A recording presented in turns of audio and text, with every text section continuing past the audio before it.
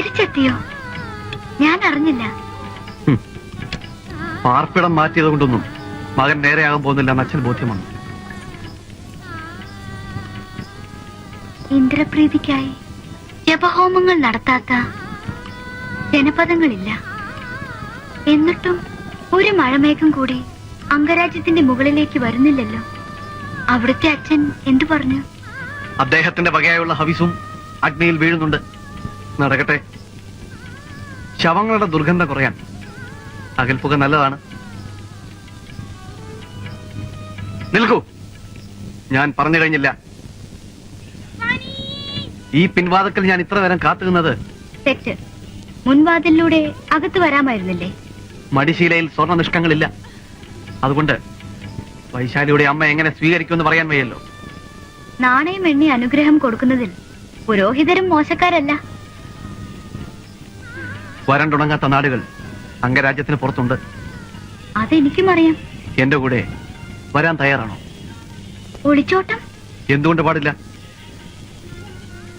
ബ്രാഹ്മണകുമാരൻ കുലമഹിമ മറക്കുന്നു. ലേലം വിളിക്കാൻ ഒത്തുകൂടുന്ന വണിക്കുകളുടെ കൂട്ടത്തിൽ മത്സരിക്കാൻ ഞാനാളല്ല. വധുവായി മകളെ നൽകാൻ ഞാൻ അമ്മയോട് ആവശ്യപ്പെട്ടാലോ? എന്നിട്ട് അച്ഛനെ തൊടാൻ അവകാശമില്ലാത്ത നിന്യ സന്തതികളെ ദാസി പെണ്ണിന് ദാനം ചെയ്യണമായിരിക്കും. ഓഹോ, രതിശില്പം മാത്രമല്ല, തർക്കശാസ്ത്രം ഉണ്ടായിരിക്കും വേശ്യകളുടെ പാഠ്യക്രമത്തിൽ. വണിക്കുകൾ പൊൻപണം കൊണ്ട് വാങ്ങാൻ ശ്രമിക്കുന്നത് നിങ്ങൾ ബ്രാഹ്മണർ അധികാരം കൊണ്ട് പിടിച്ചെടുക്കാൻ വരുന്നു. അത്രയുള്ളൂ വ്യത്യാസം. എല്ലാ ബ്രാഹ്മണരെ അടച്ചാക്ഷേപിക്കരുത്.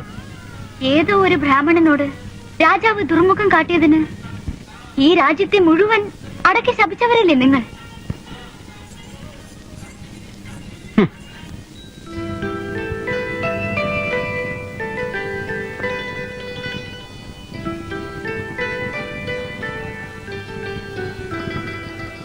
ഞാൻ നീക്കിക്കഴിഞ്ഞില്ല, ആലോചിക്കുകയായിരുന്നു.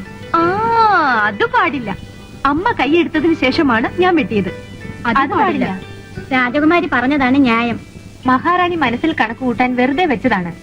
അങ്ങനെയല്ല, രാജകുമാരി പറഞ്ഞതാണ് ശരി.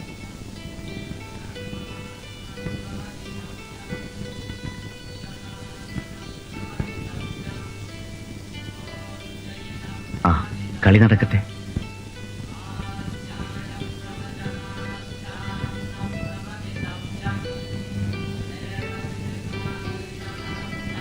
മതിയാക്കിയോ?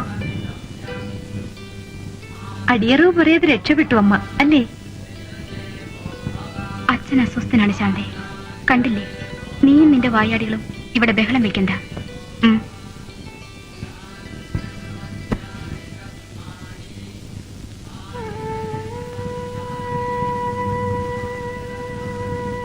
രാജഗുരു വന്നിട്ടും പ്രയോജനമുണ്ടായില്ല, അല്ലേ?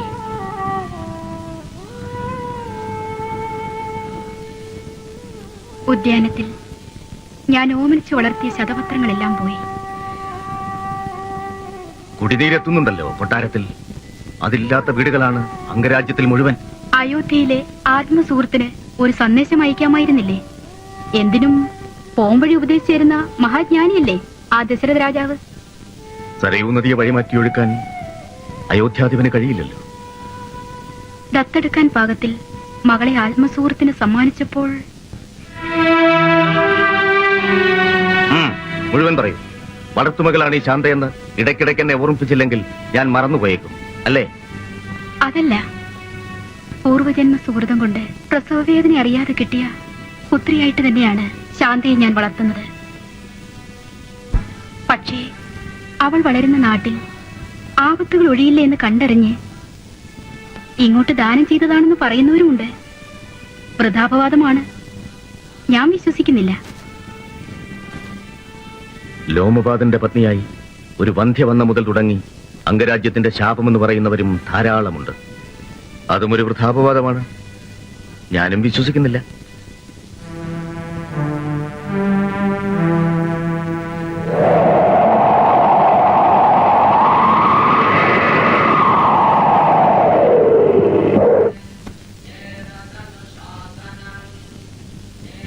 അച്ഛന്റെ മനക്ലേശം ഞാൻ മനസ്സിലാക്കുന്നു. ചക്രവാളത്തിൽ പോലും ഒരു കാർമേഘമെങ്കിലും തലനീട്ടുന്നില്ല. ഹോമാഗ്നിയുടെ ചൂടും നഗരവാസികൾക്കൊരു ശിക്ഷയാവുന്നില്ലേ എന്നാലോചിച്ചു പോകുന്നു. ഞാൻ തപസ് അനുഷ്ഠിച്ചാൽ മഴമേഘങ്ങളെ തടവിൽ വെച്ച് ദേവദേവൻ കനിയുമോ? ഏത് കഠിന വ്രതവും ഞാൻ ഏറ്റെടുക്കാം. വെറും വാക്കല്ല. എന്നെ അനുവദിക്കൂ.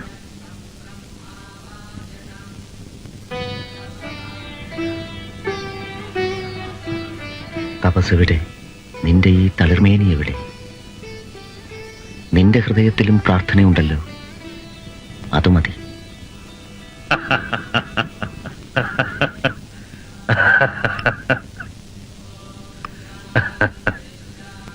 സന്തോഷവാർത്ത എന്താണ്? പറയൂ. അർത്ഥസുഷുപ്തിയിൽ ഞാൻ എന്റെ ആചാര്യൻ ആസുര മഹർഷിയെ കണ്ടു. ഒരു വിചിത്രമായ സ്വപ്നം. നിറഞ്ഞ ജലാശയങ്ങളും പച്ചതഴച്ച ഭൂമിയും മാത്രമാണ് എന്റെ സ്വപ്നങ്ങളിൽ. അങ്ങ് വിശ്രമിക്കൂ. ക്ഷീണിച്ച മനസ്സിന്റെ വിഭ്രാന്തി കൊണ്ടാവും. അല്ല, ഇതൊരു പാഴ്ക്കിനാവല്ല രാജൻ. എന്റെ പ്രാർത്ഥനകൾക്ക് ഒരു മറുപടി പോലെ, ഒരു പരിഹാരം പോലെ വന്നതാണ് ഈ സ്വപ്നം. അംഗരാജ്യത്ത് മഴ പെയ്യണമെങ്കിൽ കളങ്കമറിയാത്ത ഒരു ഋഷികുമാരൻ വന്ന് യാഗം നടത്തണം. സ്ത്രീയുടെ നാദവും ഗന്ധവും സ്പർശവും അറിയാതെ വളർന്ന ഒരു നവയുവാവ്. അങ്ങനെ ഒരാളുണ്ട്. മനോഹരമായ ഒരു മിഥ്യ. അല്ല, സത്യം. എന്റെ ആചാര്യൻ വെറും വാക്കുകൾ ഉപദേശമായി ഉച്ചരിക്കാറില്ല. വരും, അഗ്നി നിമിത്തങ്ങൾ നോക്കി ഞാൻ വ്യക്തമാക്കാം. വരും.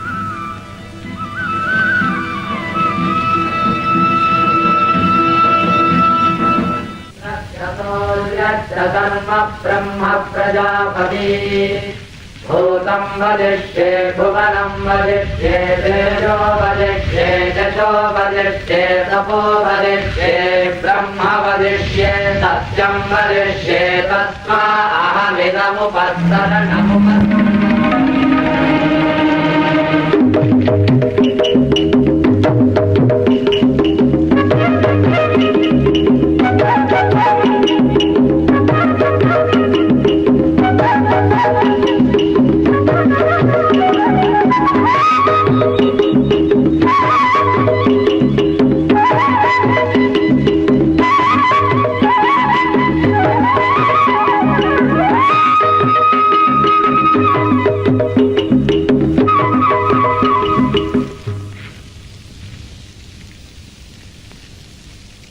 ഋഷ്യശൃംഗൻ, വിഭാണ്ഡക മഹർഷിയുടെ പുത്രൻ.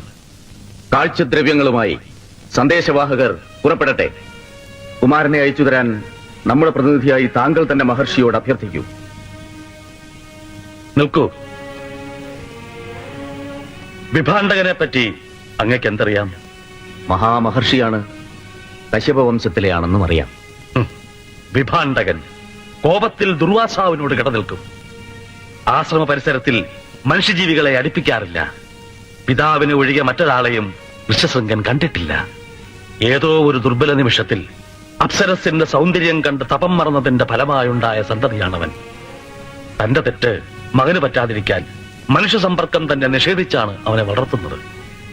ഞാൻ അന്വേഷിച്ചറിഞ്ഞു. ദയാപൂർവം വിട്ടുതരുന്നില്ലെങ്കിൽ ബലം പ്രയോഗിച്ചു കൊണ്ടുവരാം. ആശ്രമപാഠത്തിൽ ശക്തിപ്രകടനം നടത്തുന്നത് ധർമ്മമല്ല. പക്ഷേ അംഗരാജ്യത്തിന്റെ കെടുതി ആലോചിക്കുമ്പോൾ അതൊരപരാധവുമാവില്ല. വിഭാണ്ഡകന്റെ തപശക്തി അത്യുഗ്രമാണ്. അടുക്കുന്നവരെ പാറക്കല്ലെറിഞ്ഞോടിക്കാൻ മലകളെ കാവൽ നിർത്തിയത് കെട്ടുകഥയല്ല.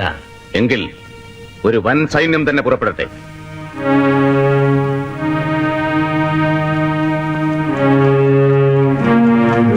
അലസത കൊണ്ട് വീര്യം കെട്ട സൈനികർക്ക് പ്രയാസമാവട്ടെ.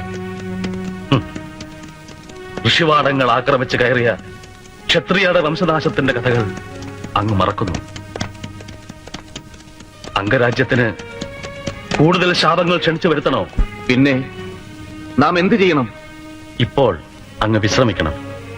ഞാൻ വീണ്ടും ഒന്ന് പ്രശ്ന വിചാരം നടത്തട്ടെ.